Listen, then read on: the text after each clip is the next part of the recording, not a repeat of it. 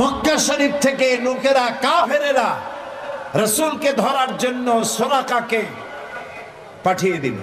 সুরাকা চলল ধরার জন্য, অশ্ব পৃষ্ঠে সওয়ার হয়ে দৌড়াতে দৌড়াতে রাসূলের কাছে চলে গিয়েছে। হযরত আবু বকর বলছেন, ইয়া রাসূলুল্লাহ, আবার ধরা পড়ে গেলাম, এই লোক কেমনে ছাড়ি? আবার পিছনে দৌড়ানো আরম্ভ করেছে। আবার কিছু দূর গিয়ে দুটি পা, ঘোড়ার পা সামনের দিকে টেনে যেতে লাগলো। এবার বলল, আমি ক্ষমা চাই। রাসূল বললেন, মাফ করলাম, ফিরে যা। আবার যখন ঘোড়ার পা উঠে আসলো, সুরাকা তখন চিন্তা করলো, 100 লাল উট কেমনে ছাড়িয়ে যায়। আবার পিছনে আরম্ভ করছে দৌড়। এবার যখন কাছাকাছি এসেছে, সুরাকার ঘোড়ার 4টা পাই মাটির তলায় ডাবা শুরু হয়ে গেছে। সুরাকা বলছে, আমি মাপ চাই, আমাকে ক্ষমা করে দিন। রাসূলুল্লাহ ফিরে তাকালেন, বললেন, সুরাকা, এখনো তোমার বিশ্বাস হয় না যে আমি আল্লাহর নবী? সুরাকা বলছেন, হ্যাঁ। নবীজি তাকে ক্ষমা করলেন। ঘোড়া শুদ্ধ উপরে উঠে আসলো। সুরাকা চিন্তা করলো, একেবারে খালি হাতে ফিরবো? দেখেন কি কত বড় খারাপ মানুষ। সুরাকা বলছে, মুহাম্মদ সাল্লাল্লাহু আলাইহি সাল্লাম, আচ্ছা আমি যেই ধরলাম না, আমি ফিরে যাব এখন, কিন্তু আমি যে আপনাকে ধরলাম না, সেই জন্য আপনি আমার কিছু দেবেন না? মানুষ কত খারাপ হতে পারে চিন্তা করে। নবীজি রাগ করলেন না। নবীজি বললেন, হ্যাঁ দেব। কি দেবেন? নবীজি বললেন, তোমাকে আমি পারস্য সম্রাটের মুকুট তোমার মাথায় পরিয়ে দেওয়া হবে। সুরাকা মুখটা মলিন হয়ে গেল। কিভাবে সম্ভব? কইল কি? এটা কি সম্ভব কথা? যিনি রাতের আধারে একজন লোক নিয়ে কোন রকম করে আত্মগোপন করে চলে যাচ্ছেন, নিজের জন্মভূমি ছেড়ে পারস্য সম্রাটের মাথার মুকুট এনে আমারে দেবে, এটা একটা কথা হইল? কিছু দেবেন না তাই কর। মন খারাপ করে সে চলে গেল। নবী করিম সাল্লাল্লাহু আলাইহি সাল্লামের ইন্তেকালের পর হযরত আবু বকর ক্ষমতা এলেন, তারপরে হযরত ওমর ক্ষমতা এলেন। হযরত ওমরের জামানায় পারস্য বিজয় হলো, আর গনিমতের মালের সাথে পারস্য সম্রাটের মুকুটও এসে সামনে হাজির হয়ে গেল। হযরত ওমর লক্ষ্য করে দেখলেন, গনিমতের মালের মধ্যে হীরা মণিমুক্তা খচিত চকচক করছে, পারস্য সম্রাটের মাথার মুকুট। হযরত ওমর বললেন, কেউ চলে যাও তো, সুরাকাকে ডেকে নিয়ে আসো। সুরাকা তখন বুড়ো হয়ে গেছে, দাড়ি চুল পেকে বৃদ্ধ হয়ে গেছে। সুরাকাকে কাছে ডেকে হযরত ওমর নিজ হাতে পারস্য সম্রাটের মুকুটটা সুরাকার মাথায় পরিয়ে দিলেন। বললেন, সুরাকা, আল্লাহর নবীর ওয়াদা কখনো মিথ্যা হয় না। নবীজি মক্কা থেকে মদিনায় পৌঁছে গেলেন। প্রতিমধ্যে খুব ক্ষুধার্ত হয়েছিলেন। প্রতিমধ্যে কখনো খেতে পারতেন, কখনো খেতে পারতেন না। মদিনার কাছাকাছি বুখারীতে এই বিবরণ এসেছে, হযরত ফাতেমা, হযরত আলী, ওদের মধ্যে একটু মনোমালিন্য হয়েছিল। আমি কষ্ট পাচ্ছিলাম। আমি ভেতরে গিয়ে দুজনকে নসিহত করলাম। তাদের মধ্যে এখন আবার আগের মতো হাসি খুশি বেরিয়েছে। আমি খুশি হয়ে গেছি। ফাতেমা আমার কলিজার টুকরা। যে ফাতেমাকে ব্যথা দেয় সে মুহাম্মদ সাল্লাল্লাহু আলাইহি ওয়াসাল্লামকে ব্যথা দেয়। প্রিয় ভাই সব, যে মেয়েকে এত ভালোবাসেন তিনি, আবেগ প্রমাণ হলে তিনি তো দিতেই পারতেন, তিনি মদিনার বাদশাহ, প্রেসিডেন্ট। নবী আবেগ প্রমাণ হতে পারেন না, আবেগের বশীভূত হতে পারেন না। এই জন্য আল্লাহ তাআলা প্রতিবাদ করেছেন, ওয়ামা আল্লামনাহু শি'রা ওয়ামা ইয়ানবাগী লাহু। আমি আমার নবীকে কবিতা শেখাই নাই, আর কবিত্ব নবীর জন্য শোভনীয় নয়। নবীর পার্সোনালিটি ভিন্ন। একজন সাহাবী বলেছিলেন, হে রাসূল, রাসূলুল্লাহ বলছিলেন যে তুমি এই কাজটা করলা না কেন? সাহাবী জড়সড় হয়ে গেলেন ভয়তে। বললেন, ইয়া রাসূলুল্লাহ, আমি তো বুঝি নাই, আপনি যদি একটু চোখ দিয়ে আমাকে ইশারা করতেন তাও তো আমি কাজটা করে ফেলতাম। রাসূলুল্লাহ বললেন, চোখ দিয়া ঠারে ঠারে কথা বলা নবুয়তের শান নয়। সুবহানাল্লাহ, সুবহানাল্লাহ। দেখেন না, মানুষ চোখ মেরে কথা বলে, ঠারে ঠারে কথা বলে, নবুয়তের শান এটা নয়। নবীজি যখন কথা বলতেন কারো সাথে, পুরা দেহ মুবারকটা ফিরায় দিতেন, ডান দিকে, বা দিকে, পিছনে। আমরা যেভাবে এরকম কাটকুট করে শুনি, এরকম করতেন না, যাতে যার সঙ্গে কথা বলছেন তিনি যেন একথা বুঝতে পারেন যে রাসূল পুরা মনোযোগী শুনছেন, আমাকে ইগনোর করছেন না। প্রিয় ভাই সব, এক মহাসমুদ্র। রাসূলুল্লাহ নামাজ পড়তেছিলেন। হযরত ওমর রাদিয়াল্লাহু তাআলা আনহু তখনও কাফির। চাইছিলেন রাসূলকে শায়েস্তা করবেন, মারবেন, লাঞ্ছিত করবেন। নামাজরত অবস্থায় দেখে তিনি চিন্তা করলেন, যাক নামাজ পড়তেছে, এখন কিছু কব না, নামাজটা শেষ হোক, তারপরে আচ্ছা করে। হযরত ওমর বলেন, আমি নবীদের পিছনে দাঁড়িয়ে অপেক্ষা করতেছিলাম নামাজ কখন শেষ হবে, আর তিনি নামাজের ভিতরে তেলাওয়াত করতেছিলেন।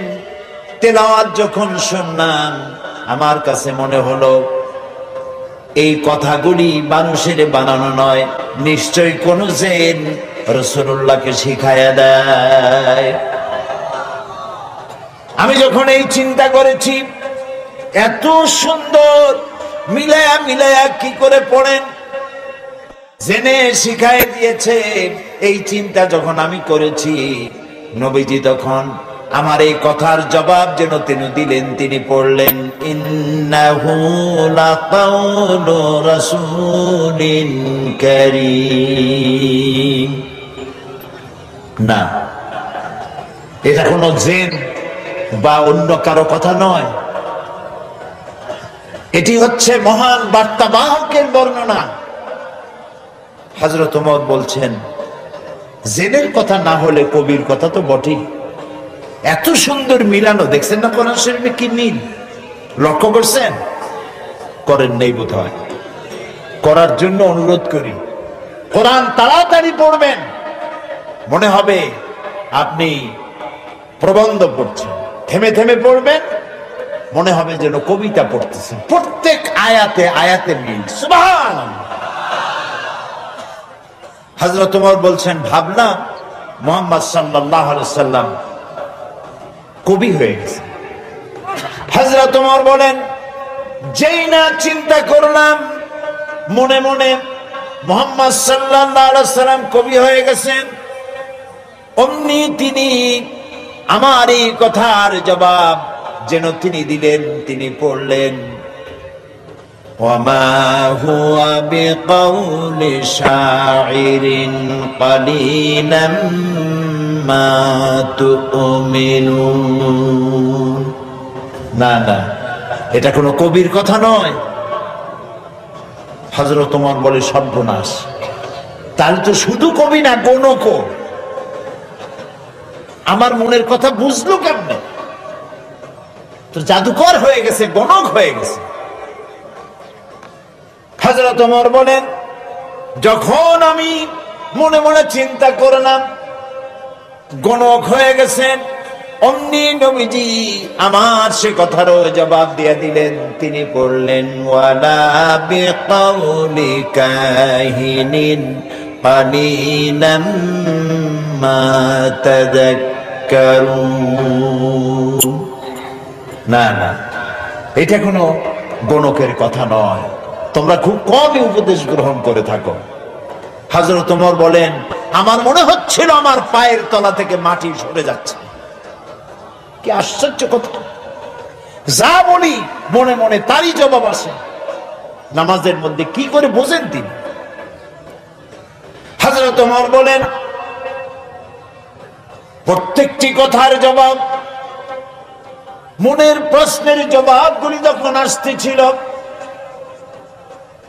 তখন আমার চোখের সামনে বিরাট একটা জিজ্ঞাসাবোধক চিহ্ন ঘুরতেছিল। এটা জেনের কথা নয়, কবির কথা নয়, গণকের কথা নয়, তবে এটা কি? যেই না চিন্তা করেছি তবে এটা কি? অমনি নবীজি তেলাওয়াত করলেন তানজিলুম মির রাব্বিল আলামিন। আল্লাহ রাব্বুল আলামিনের নাযিলকৃত কিতাব। হযরত ওমর বলছেন, আমার মনে হচ্ছিল ঈমান ইসলাম তার শিকড় সদ্য আমার কলিজার মধ্যে গেড়ে বসতেছে, কিন্তু তখনও সময় আসে নাই হযরত ওমরের ঈমান কবুল করার। প্রিয় ভাই সব, রাসূলকে আল্লাহ রাব্বুল আলামিন পৃথিবীতে পাঠালেন এজন্য নয় তিনি আমাদেরকে মেসাক করা শুধু শিখাবেন, তিনি আমাদেরকে শুধু দাড়ি আর টুপির কথা বলবেন। একটি সমাজ বিপ্লব, একটি রাষ্ট্র বিপ্লব করার জন্য পাঠিয়েছেন। চুরি, ডাকাতি, জেনা, ব্যভিচার, হত্যা, ধর্ষণে ভরপুর সমাজ, এখানে এসেছেন তিনি। এই জাতির উপায়, এ মানুষ বাঁচবে কি করে, এর লক্ষ্য কি, উদ্দেশ্যে কি, যাবে কই? আহারে, গরিবদের বাঁচার কোনো অধিকার নাই। গরিবরা শোষিত, নির্যাতিত, নিপীড়িত, নিগৃহীত। বড় লোকদের সব জোর জার, মুলুকতা। আর নারী, নারীর জীবনের তো কোনো দামই নাই। নারী হয়ে জন্মগ্রহণ করাই আজন্ম পাপ। মেয়ে হয়ে জন্মগ্রহণ করেছে, আষাঢ় মেরে মেরে ফেলতেছে। রাসূল এই জিনিসগুলি দেখলেন, নিজের চোখে অবলোকন করলেন। একটা ব্যতিক্রমী স্বভাব দিয়ে তিনি তৈরি হচ্ছেন। লোকেরা লক্ষ্য করলো, এক পর্যায়ে মক্কার লোকেরা রাসূলের নাম ভুলে গেল। নাম ছিল কি? নাম কি? মুহাম্মদ। বলেন নাম কি? সবাই বলেন সাল্লাল্লাহু আলাইহি ওয়াসাল্লাম। মনে থাকে যেন রাসূলের নাম যখন শুনবেন, যখন পড়বেন, কি বলবেন? ভুলে যাবেন না। লোকেরা নাম ভুলে যেতে বসলো কেন? তিনি পরিচিত হলেন আল আমিন বলে। লোকেরা বলা শুরু করলো, এই ঘটনার জন্য যাও আল আমিনকে বলো, চলো আল আমিনের কাছে যাই। ওই যে আল আমিন আসতেছে। বিশ্বাসী হিসাবে পরিগণিত হলেন সকলের কাছে, বিশ্বাসী। এবং নাম আরো হলো সাদেক, সত্যবাদী। নবীজি যখন মক্কা থেকে হিজরত করে মদিনায় যান, যাওয়ার সময় হযরত আলীকে বলেছিলেন, আলী, আল্লাহ তাআলা অর্ডার করেছেন আমাকে মদিনায় যাওয়ার জন্য হিজরত করে, তুমি আমার বিছানায় শুয়ে থাকো, আর একটা কাগজ কলম নাও, একটা লিস্ট তৈরি করো। হযরত আলী বলেন, আমি লিস্ট আমানতে। সেই আমানত যারা রাখছে অধিকাংশ কাফেরের আমানত রাখছে। কার কাছে? মুহাম্মদ সাল্লাল্লাহু আলাইহি ওয়াসাল্লামের কাছে আমানত রেখেছে। কেন? কাফেরেরাও বুঝতো যে সব নেতার পিছনে ঘুরি, এগুলো শয়তানের চাইতেও খারাপ। মুহাম্মদ সাল্লাল্লাহু আলাইহি ওয়াসাল্লামের সাথে বিরোধিতা করি নেতাদের জ্বালায় পড়িয়া। আসলে তার মতো ভালো মানুষ আকাশের নিচে জমিনের উপরে আর নাই। কাফেরেরাও বুঝতো।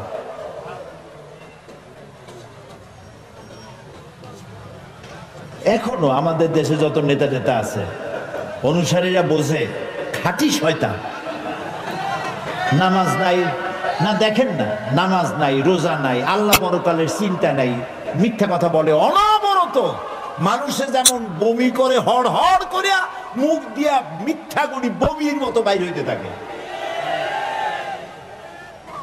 একটা ভালো কথা বলতে জানে না, শুধু অসত্য আর মিথ্যা বলতেই থাকে, আমানতের খেয়ানত করে।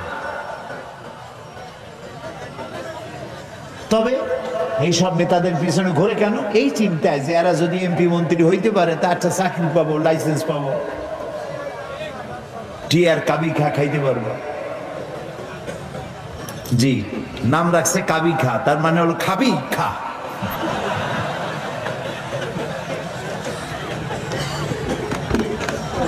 নবী করিম সাল্লাল্লাহু আলাইহি ওয়াসাল্লাম আপনার আমার জীবন, আমাদের মা বাপের জীবন উৎসর্গ হোক রাসূলের কদম মোবারকের উপরে।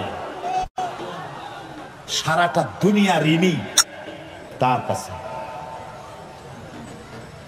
তার স্বভাব চরিত্রের কাছে। মুহাম্মদুর রাসূলুল্লাহ সাল্লাল্লাহু আলাইহি ওয়াসাল্লাম এই সমাজে বড় হলেন, বেড়ে উঠলেন, লক্ষ্য করলেন এদের বাঁচাবো কেমনে, উপায় কি?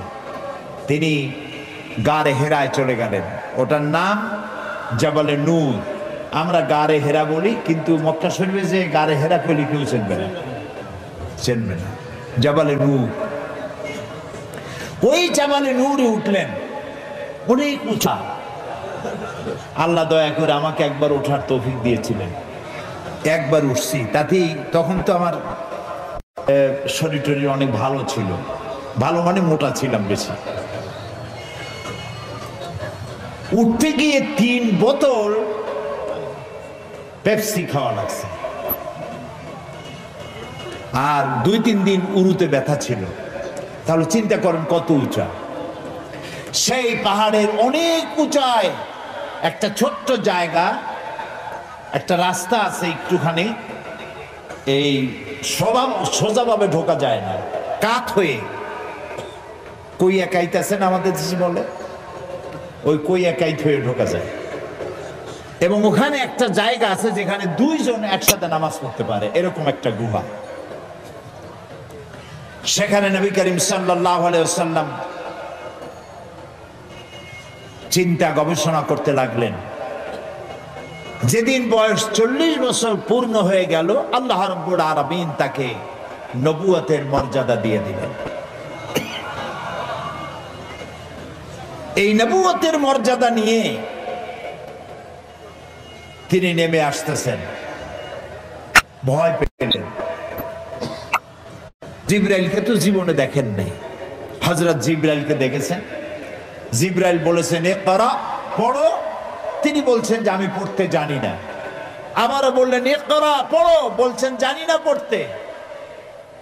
তৃতীয়বার তিনি বুকের সাথে জড়িয়ে ধরলেন, এমন ভাবে জড়িয়ে ধরলেন নবী করিম সাল্লাল্লাহু আলাইহি ওয়াসাল্লাম ব্যথা পেলেন এবং তিনি পড়তে পারলেন। নেমে এসে স্ত্রী হযরত খাদিজাতুল কুবরা রাদিয়াল্লাহু তাআলা আনহাকে বললেন আমাকে ঢেকে দাও। তাড়াতাড়ি করে চাদর এনে তিনি ঢেকে দিলেন। নবী করিম সাল্লাল্লাহু আলাইহি ওয়াসাল্লামের চোখের মধ্যে তীর ছাপ। হযরতে খাদিজা ভীত সন্ত্রস্ত হলেন, জিজ্ঞেস করলেন আবাল কাসেম আপনার কি হয়েছে? তিনি ঘটনা শোনালেন। হযরত খাদিজা কি বলতেছেন শোনেন। হযরত খাদিজা বলছেন ইয়া আবাল কাসেম, হে কাসেমের পিতা, আপনার ঘাবড়াবার কোনো কারণ নাই। কোন দুষ্ট জিন, কোন দুষ্ট শয়তান আপনাকে অনিষ্ট করতে পারে না, কারণ আপনি সত্যবাদী। আপনাকে কোন দুষ্ট জিন, কোন শয়তান আপনাকে অনিষ্ট করতে পারে না, কারণ আপনি আত্মীয়তার হক আদায় করেন। আপনি এতিমকে, মিসকিনকে খেতে দেন, আপনি বিধবাকে আশ্রয় দেন, আপনার ক্ষতি কেউ করতে পারে না। হযরত খাদিজা দৌড় মারলেন এবং নিজের চাচাতো ভাই হযরত ওয়ারাকা বিন নওফল, তিনি ছিলেন তাওরাতের জবরদস্ত আলেম,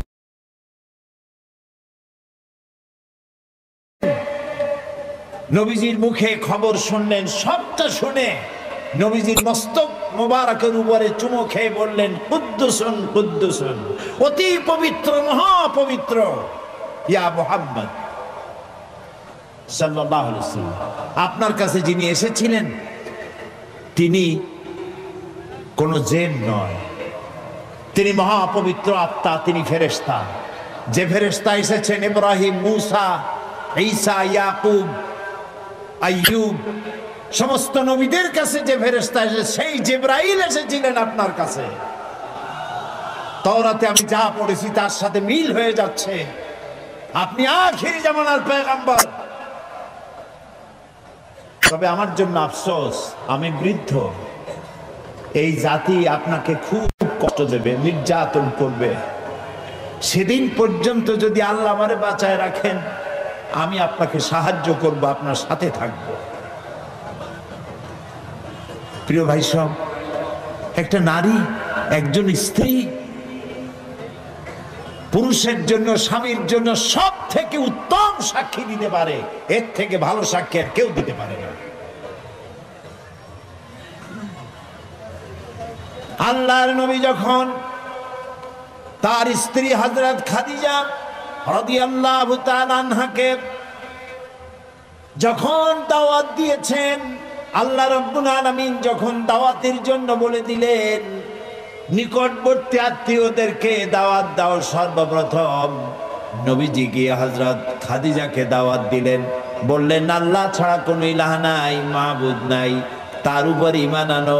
আর আমি মুহাম্মদ রাসূলুল্লাহ সাল্লাল্লাহু আলাইহি ওয়াসাল্লাম আখিরি জামানার পয়গম্বর, আমার উপর ঈমান আনো। স্ত্রীর জন্য স্বাভাবিক ছিল। স্ত্রী তো কমসে কম স্বামীরে চেনে। কি বলেন আপনারা, চেনে না? সব মানুষকে আপনি ধোঁকা দিতে পারবেন, সব মানুষকে আপনি চোখে ধুলা দিতে পারবেন, কিন্তু স্ত্রী ভাঙিয়ে দিতে পারবেন না। ঠিক কিনা বলবেন? স্ত্রী আপনার জন্য ভালোবাসা দিতে পারে, জীবন দিতে পারে, সব দিতে পারে, কিন্তু ঈমান আনা অত্যন্ত কঠিন। নবীজি যখন হযরত খাদিজাকে ঈমানের দাওয়াত দিলেন, হযরতে খাদিজা রাদিয়াল্লাহু তাআলা আনহা এক মুহূর্ত দেরি করেন নাই, সঙ্গে সঙ্গে পড়েছেন লা ইলাহা ইল্লাল্লাহু মুহাম্মাদুর রাসূলুল্লাহ। জোরে পড়েন, লা ইলাহা ইল্লাল্লাহ, লা ইলাহা ইল্লাল্লাহ, লা ইলাহা ইল্লাল্লাহু মুহাম্মাদুর রাসূলুল্লাহ। হযরত খাদিজা বলছেন, ইয়া আবুল কাসেম, আপনি অবশ্যই আল্লাহর নবী। আমার কোনো বিন্দু মাত্র সন্দেহ নাই, কারণ বিগত 15 বছর আপনার সাথে ঘর সংসার করে আপনাকে যেভাবে দেখেছি, কোন সাধারণ মানুষের আচরণ এরকম হতে পারে না। আপনি অবশ্যই আল্লাহর নবী। নবী করিম সাল্লাল্লাহু আলাইহি ওয়াসাল্লাম এই দাওয়াত নিয়ে ছড়িয়ে পড়লেন ময়দানে। তিনি বলেছেন, লা ইলাহা ইল্লাল্লাহ। এই কালেমার দাওয়াত কি শুধু মুহাম্মদ সাল্লাল্লাহু আলাইহি ওয়াসাল্লামের ছিল না, সব নবীদের ছিল। দুনিয়ার সব নবীদের একটাই স্লোগান ছিল, কারো মধ্যে কোনো মতপার্থক্য, মতদ্বৈততা হয় নাই, সকলের স্লোগান একটা, লা ইলাহা ইল্লাল্লাহ। এই কালেমার বিপ্লবী দাওয়াত পেশ করেছেন সমস্ত নবীরা। আমরা এই কালেমাটা বুঝি না, না বোঝার কারণেই দুরবস্থা হয়েছে। আমরা শুধু এটারে জিকিরের বুলি বানাইছি। দেখছেন কি কায়দায় জিকির করে, লা ইলাহা ইল্লাল্লাহ ইল্লাল্লাহ, এমন জোরে ইল্লাল্লাহ বলে তাতে কলব থাকলেও পারে, গেলেও পারে।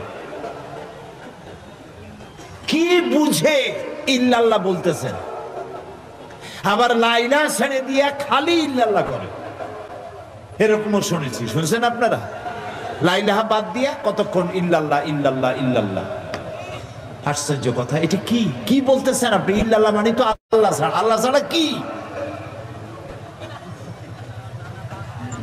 লা ইলাহা ইল্লাল্লাহ, এই কালেমার দাওয়াত যখন নবীরা দিয়েছেন, হযরত মূসা আলাইহিস সালাম যখন বলেছেন লা ইলাহা ইল্লাল্লাহ, এ আঘাত লেগে ফেরাউন দরিয়ায় নীলের মধ্যে ডুবে শেষ হয়ে গিয়েছে।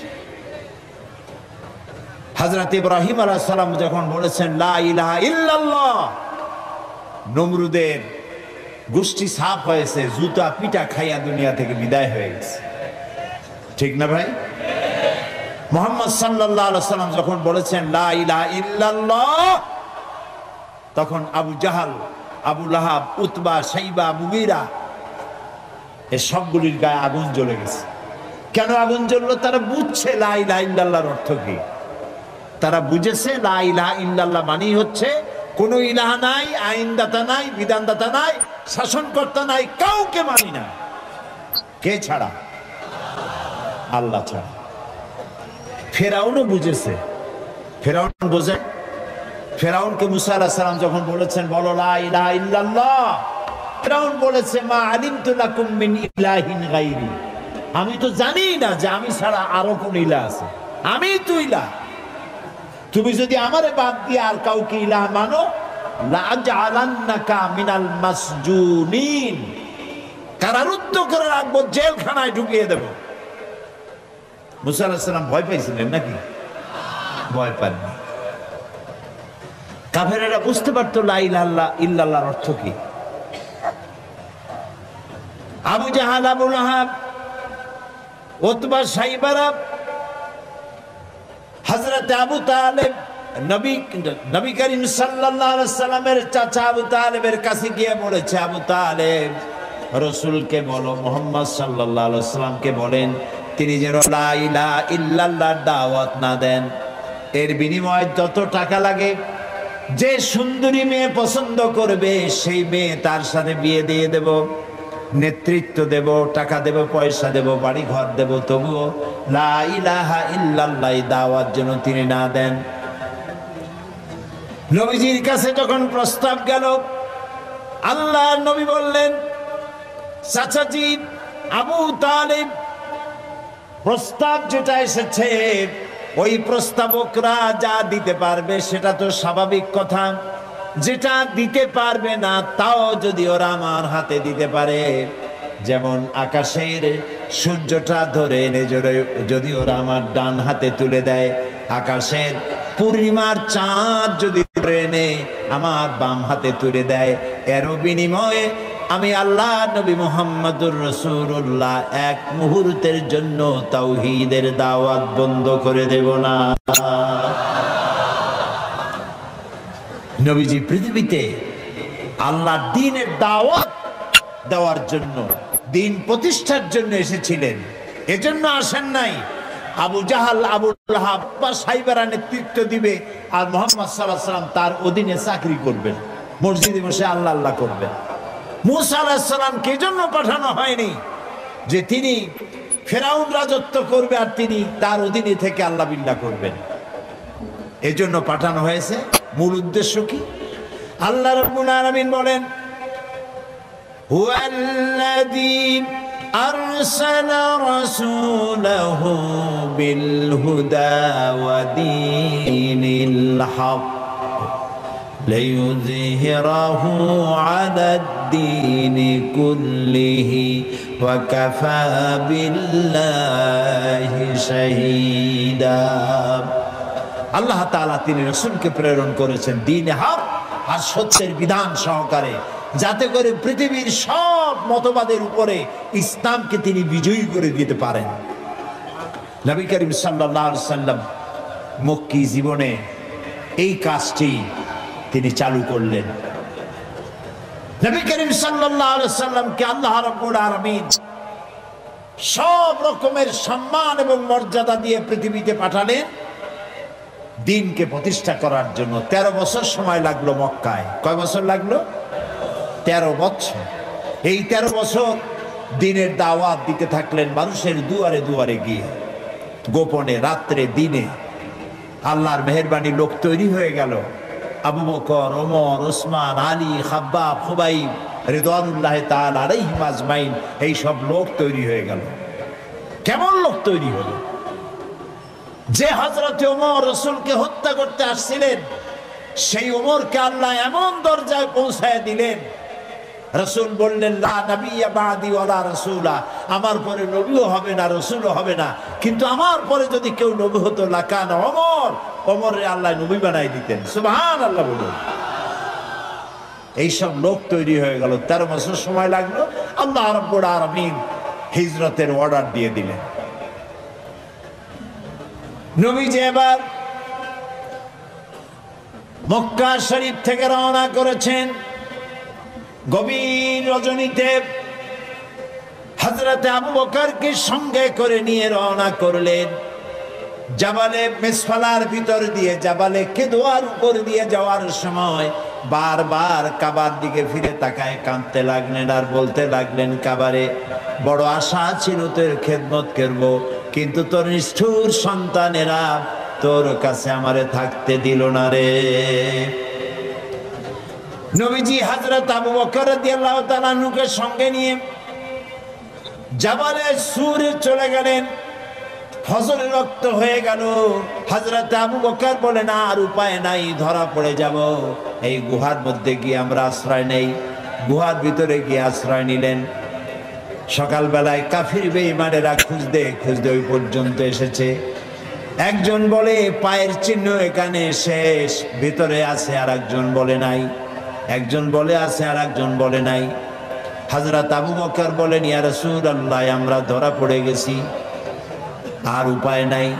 এটা এত স্বল্প গভীর গুহা, বসতে পরে মাথা দেখা যায়, শুয়ে হাঁটু উঁচু করলে হাঁটু দেখা যায়, আর বাঁচার উপায় নাই।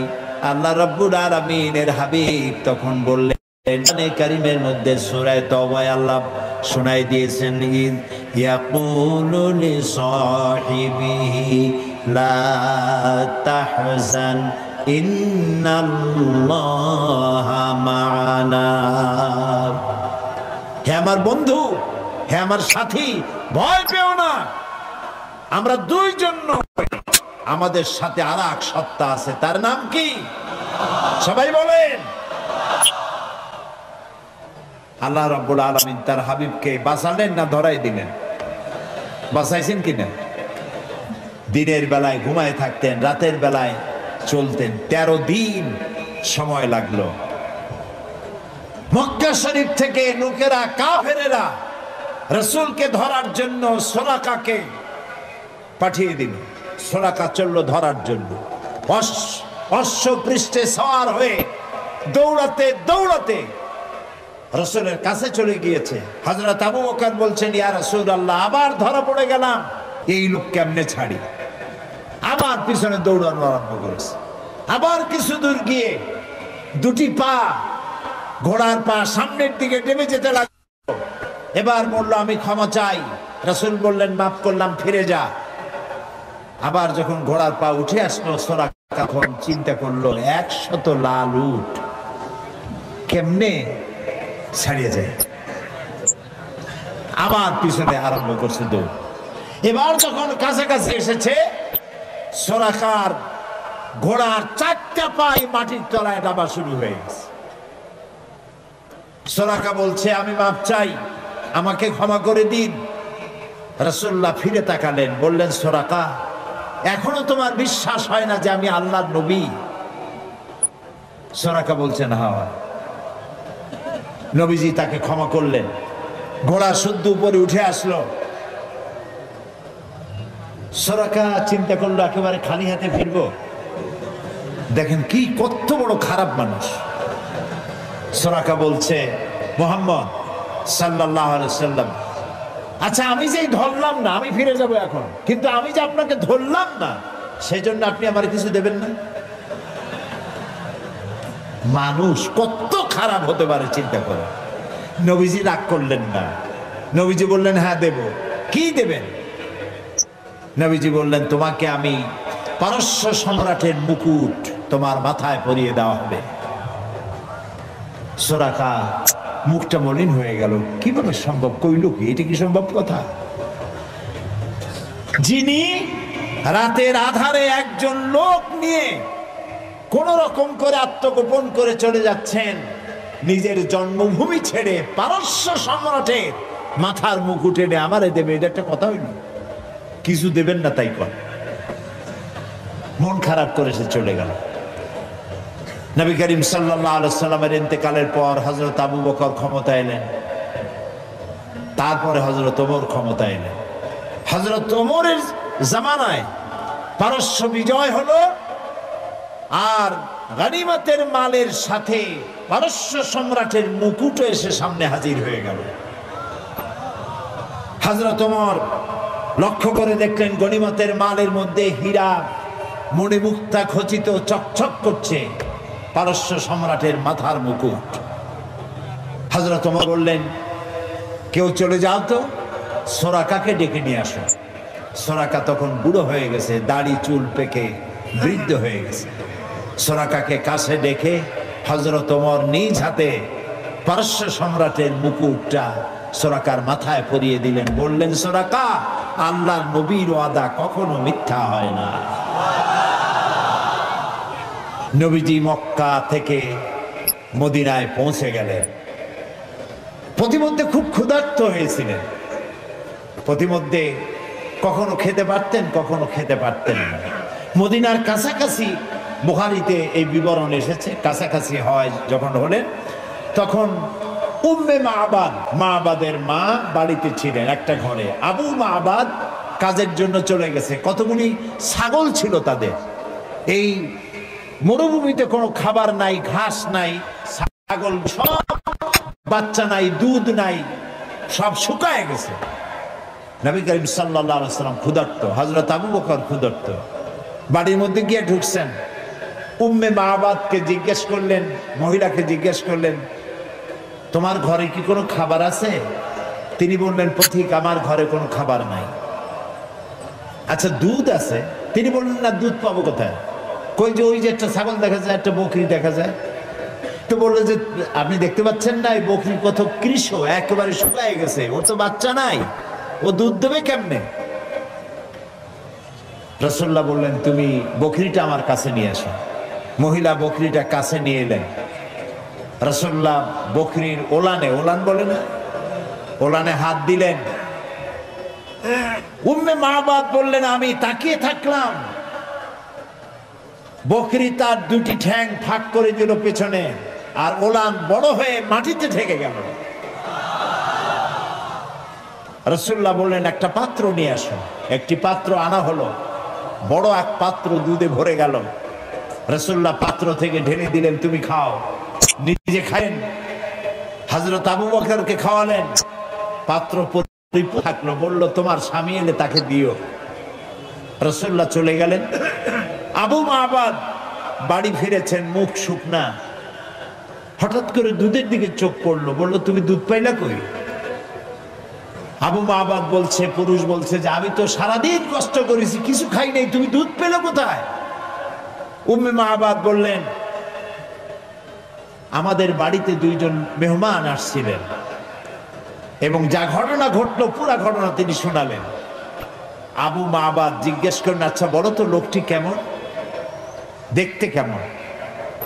উম্মে মা'বাদ বলছে, আবু মা'বাদ, আমি সেই পুরুষটির কথা কি বলবো, আমার জীবনে এত সুন্দর সুপুরুষ আমি জীবনে দেখি নাই। তার চক্ষু আলোত, তিনি উপরের দিকে তাকায়, কথা বলেন না, প্রয়োজনের বেশি একটি কথাও বলেন না। তার চলা, তার বসা, তার কথা, মুখের বাণী মণিমুক্তার মতো আমি সারা জীবনে এমন মানুষ দেখি নাই। আবু মা'বাদ বৃদ্ধ মানুষ, সব শুনে বলল, খুব সম্ভব তাওরাতে যে শেষ নবীর কথা শুনেছি, নিঃসন্দেহে তিনিই হবেন, আমার ভাগ্য খুলে গিয়েছে। প্রিয় ভাই সব, রাসূলকে আল্লাহ রাব্বুল আলামিন এমন সৌন্দর্য দিয়েছিলেন, পৃথিবীতে এত সুন্দর সুপুরুষ পৃথিবীতে আর আছে নাই। এই দুনিয়ার কোন শিল্পী তার তুলি দিয়ে, রং দিয়ে এত সুন্দর ছবি আঁকাইতে পারবে না পৃথিবীর কোন মানুষ।